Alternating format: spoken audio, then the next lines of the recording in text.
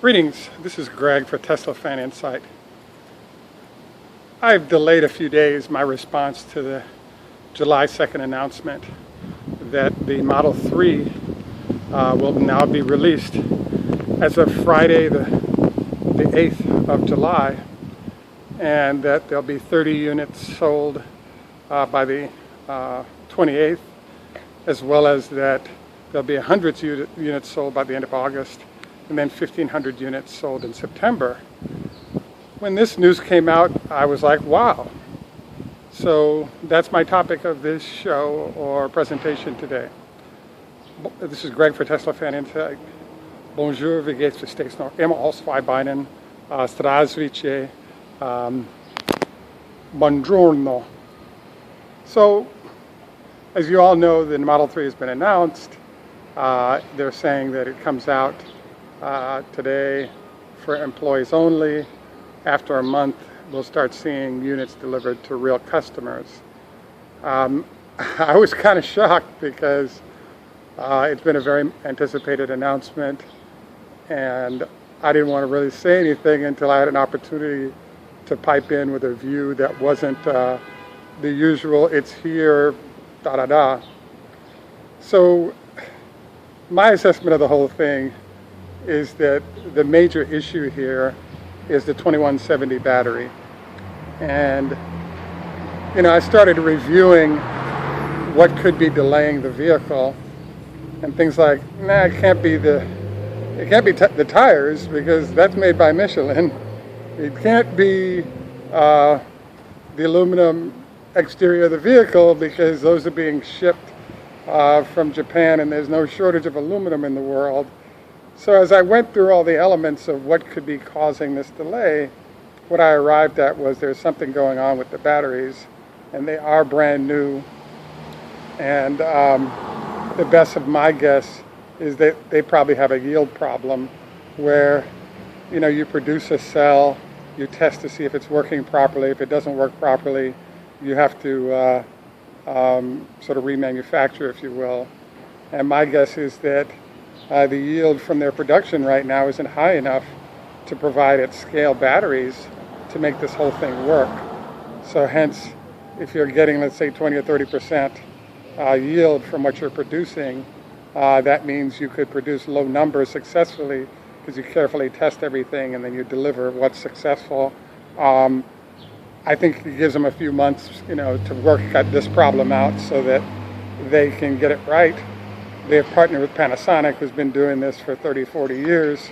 So I think the solution will be arrived at, and it'll be satisfactory.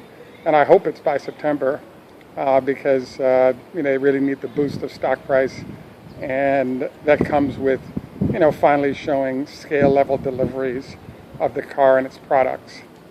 The next thing that I would say is that congratulations to Tesla and its team for actually creating this brand new battery and delivering it. I'm hoping it works as advertised. It sounds like a winner, and it allows them to lower their cost of batteries, and by them lowering that cost, it precursors a number of other manufacturers being able to deliver similar type batteries, and helping to facilitate a lowering of the cost of consumers buying vehicles that are 200 miles in range that are electric. I was also fascinated by this circumstance because I'm wondering, you know, why not just hold off on any deliveries until you can deliver a decent number of them, because the time and effort it takes to deliver a 30 units or 100 units is about the same amount of time as it takes to deliver 1,000 units. So why even bother with the headache of, you know, people coming into that facility at that point? So, you know, obviously they have an answer to that. It does allow them to claim victory in terms of delivery when it was agreed upon. But to be honest with you, it sounds kind of crazy to me to make all this effort to deliver that few units. Another notable item related to the 2170 that I found interesting was that I happened to see a clip from Samsung where Samsung came out and announced, I guess this is back in January or February, that they currently are working on catching up with the 18650. I've made that mistake before. Thank you for the note from all my subscribers.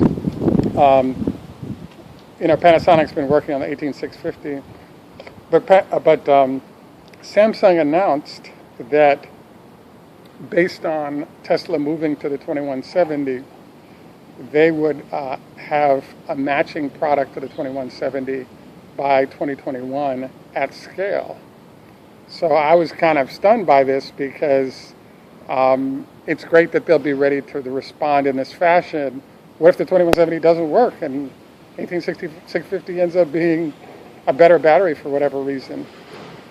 So I just thought it was interesting to hear this news because Samsung has been a player in the field for a long, long time, and it's surprising to see them chasing sort of the leader here in the form of Tesla and Panasonic. I was also sort of daydreaming about the 2170, and I was intrigued by the fact that Tesla is not making an effort to put this in the ludicrous mode capable Model S and Model X's yet. And clearly they got to work out the bugs before it's ready for that circumstance. So I just find it interesting that they're really working to optimize features that are designed to get the job done at a low cost, but also deliver the power necessary to give it the range necessary to meet consumer demands. And I think, overall, I think that's a smart move to get a product out there that fits parameters that allow more people to own the vehicles. The other sort of note that came to mind to me is that, as I shared in some of my earlier videos, I'm a little bit concerned with the Model 3 and its delivery time, because right now there are a number of people who would have taken a Model S that are waiting on their Model 3. And so the longer it takes to get that car on the streets at scale, the more hurt their sales will be until they finally have that car rolling out.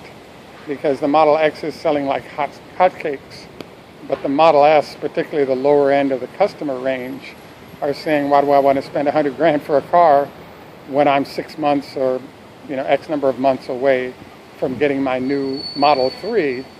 And who can argue with their logic on that?